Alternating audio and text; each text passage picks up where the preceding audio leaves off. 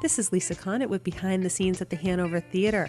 Joining me over the phone is Jessie Nager. Jessie is the founder and the artistic director of the Broadway Boys, coming to the Hanover Theatre Friday, February 22nd at 7:30 p.m. I have heard so many amazing things about this show. It's unbelievable. And Jessie, tell us a little bit about yourself. Okay, well, I was born in Boston, Mass., and I grew up in Somerville for 10 years, and then my family moved to the Berkshires for a couple of years, and then down to New York City, so sort of been all over Massachusetts and New York. I started dancing when I was 5. I was, bouncing around the living room, and I told my mom I wanted to dance, and so she put me in dance class, I think, really to get And what get type me of off her dance? back. What type of dance did you start out with? I started with jazz and then added tap and ballet and gymnastics. Fun. So that was sort of my childhood. I was really focused on dancing, and then I went to a summer camp where they were doing theater and musicals, and that was sort of my first introduction to musical theater, and I fell in love with it. And decided that was what I wanted to do from then on. Well, really, who wouldn't? Who wouldn't fall in love with that, Exactly. right? Well, you're so humble because Jessie has been in 5 different Broadway musicals. He's been in Mamma Mia, Mary Poppins, Good Vibrations, Scandalous, and Motown, right? That's right. And then one first national tour with Xanadu. Yep. And I also see that, Jessie has performed with Mariah, Carey, Shania Twain, Jason Mraz, and Patti LaBelle. Holy cow. Yeah. Come on. You have to give us a Crazy. little bit of scoop about that. Well, when I moved to New York City, I went to LaGuardia High School of Performing Arts, the school that, Fame is based on. Oh, cool. And and it was exactly like the movie, with kids dancing in the halls and singing in the lunchrooms and stuff. Awesome. But it was through that Mariah came to the school. She was doing her fantasy tour when her album Fantasy came out, and she came to our school, and she wanted some like a choir to come and sing with her. So they came to my school, and they were like, "We need some kids." So that was it was crazy. It was like my freshman year of high school, and that is I'd been incredible. dancing. Yeah, I'd been dancing for so long, so I was just starting really singing, and to perform with her at Madison Square Garden was crazy. Okay, wait. Crazy. I have a question before we go any further. Yeah. So Yeah. I remember some of those videos. So were you actually in one of her videos as well? Well, what they did was they filmed that concert. Yeah. So there's definitely a video of the concert that they played on MTV and VH1 all the time. Cool. And then there was also some other music videos she made later where they used different clips of different concerts she'd done. And I think there's a little bit of footage throughout that. But it wasn't like a music video that we, shot with her. But we did get to go to the studio with her and record some stuff, which was also really cool. That is so cool. Okay, so any takeaways that you learned from her before we move on to Shania?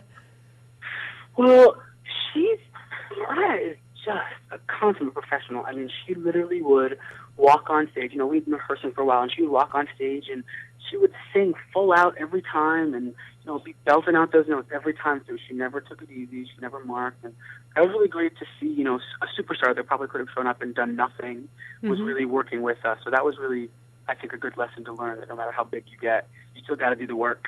Yeah, there are no shortcuts here, and you know what? No shortcuts. It's so nice to hear that too. To Yeah, just reiterate absolutely. the positive work ethic. That's always good. Absolutely. All right, so Shania Twain is completely different than Mariah Carey.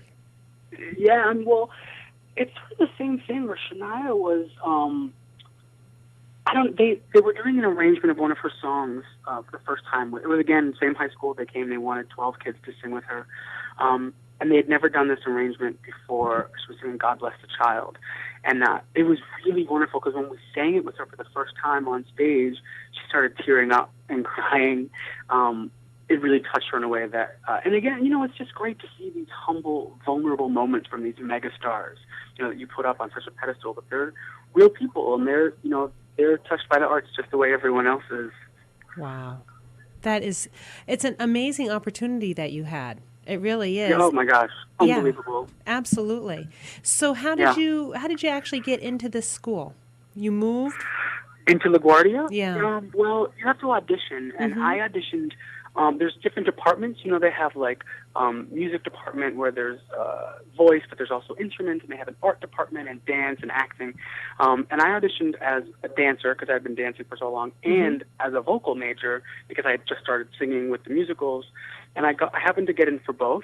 And so I decided that since I had been dancing for so long, I had 12 years of or 7 years of dance under my belt, I should really get, it's sort of an equal education with my voice. Awesome. So I decided to go for voice instead.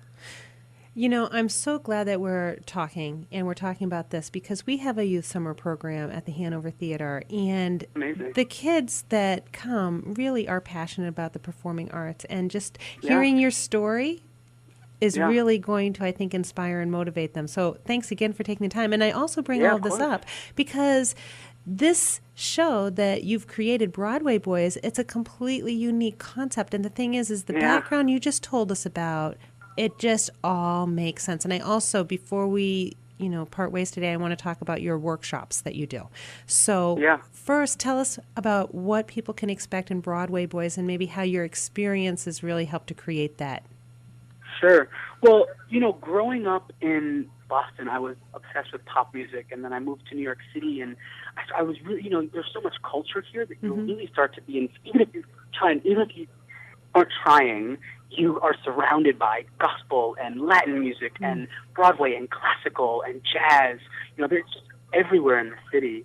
So, my first show I did, it was actually pretty cool. My first show in the city was Fame on 42nd Street off Broadway, which is the musical of the school that I went to. So that was really cool. How fun. But I sort of, the musical theater stuff was great, but I wanted to find a way to really combine all of the different kinds of music that I loved. Yep. And what's really cool, the Broadway Boys say that Broadway is a venue for music. It's not a genre of music. And that's really true today when, you have shows like American Idiot, which is a rock musical, and Porgy and Bess, which is an operetta, on the same street. These are really, they're totally different styles of music. So I wanted to create a show where we could stay true and really pay homage to the great musical theater composers, but at the same time really reach a new generation of music listeners by doing pop songs and R&B songs and gospel songs and Latin songs, and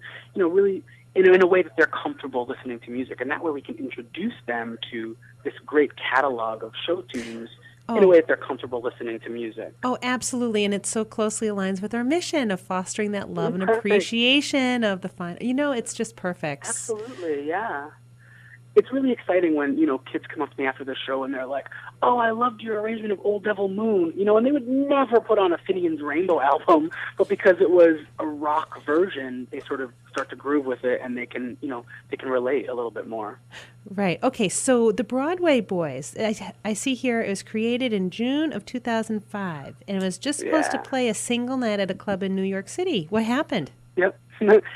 Well, first of all, it was crazy. I mean, the concert was really fun. The guys we got were so amazing. But what happened was, because we were all from different Broadway shows, all of the fans of all the different shows came. So at the time, I was in Mamma Mia, and one of my friends was in Rent, and one of my friends, so all the Rent fans came, all the Mamma Mia fans came, and we got this great audience, and we didn't realize that sort of from a marketing point of view, it was a no-brainer because you attracted all of these fans even without trying. And so the club extended us a couple nights, and then from there it sort of just exploded. Wow. Well, so anything else you want to tell us about the show or the people that are in the show, the cast you have? How did you pick them? Well, it's really interesting.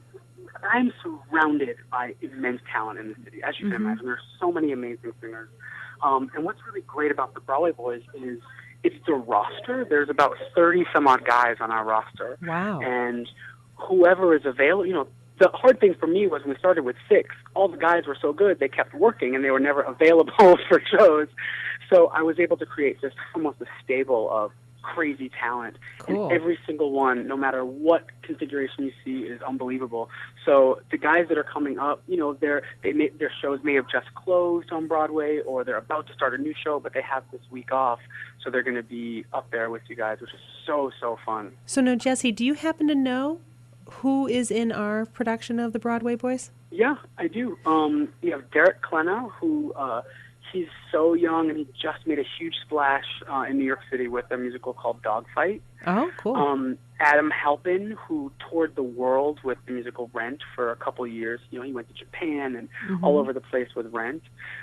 Danny Calvert, who was in Altar Boys here in New York City. Brad Greer, who was also in Altar Boys here in New York City. Mike Backus, who was in Rock of Ages in Vegas and Jersey Boys, and oh my God! Can I just wait? Crazy. Rock of Ages was such a popular show at our theater last year. It was incredible. Yeah. For the first time, really and truly, people were coming back the same weekend with friends to see the same show a second time, because you just touched on it earlier. Broadway as a venue for different music. Yep. Rock of Ages, Absolutely. the music from Rock of Ages is just so contemporary when you compare it with South Pacific, which is great in and of itself. So, all right. So Mike Backus. And that's crazy too, because I'm working on a new musical, Motown, right now. It's going to open this spring, and it's that same sort of, you know, there's so many different ways to tell stories and listen to music, and it's so exciting when you relate to the music that's on stage. You know, you already have that in because you know the songs. You know every single song that's on stage. So that's great. So tell us a little bit about the workshops that you do. We do a lot of different. I'm so emphatic about the educational components of my company, because even if I don't create, you know, the next generation of performers, I'll create a generation of educated audience members, which is just as important. People that go to shows and love it and appreciate, you know, what they're seeing. So we do everything from teaching dance numbers from Broadway shows to sometimes the kids will come in with material they've prepared, and we can sort of coach them with it and, give them really great technique, acting, singing, dancing technique from the bottom up. And there's a lot of different ways we configure the programs, and it really depends on, you know, who is in charge of the program, what they want from us. But because all these guys have such amazing experience and have worked in New York City, they're all the perfect educators that is for, you know, these young students. Such a great opportunity in and of itself. Yeah. So, absolutely. I'm so Jesse, I'm so glad we've had an opportunity to talk. Absolutely. Is there anything else you just want to let people know about the show? It's just, I hope everyone comes and sees it, because it's such an exciting show. It's a great way, if you love theater, it's a great way to hear music in a different way, you know, the music you love in a different way. And if you don't like theater, there was a great quote. We did a show in Orlando that said, if you love musical theater, you have to see the Broadway Boys. If you don't love musical theater, you have to see the Broadway Boys. Oh, that's so because great. It's such a great way to introduce theater to people that wouldn't necessarily listen to it, because it's for everyone. And as it turns out, it is during February vacation. So perfect timing. Everyone can come. Exactly. All right. So again, Broadway Boys is coming to the Hanover Theatre Friday, February 22nd at 7:30. Of course, tickets are available online at the Hanover Theatre, spelled with an re.org, and that you can call our box office at 877-571-SHOW. We will see you at the theater. And Jesse, thanks again for joining us. And absolutely. We'll see you soon.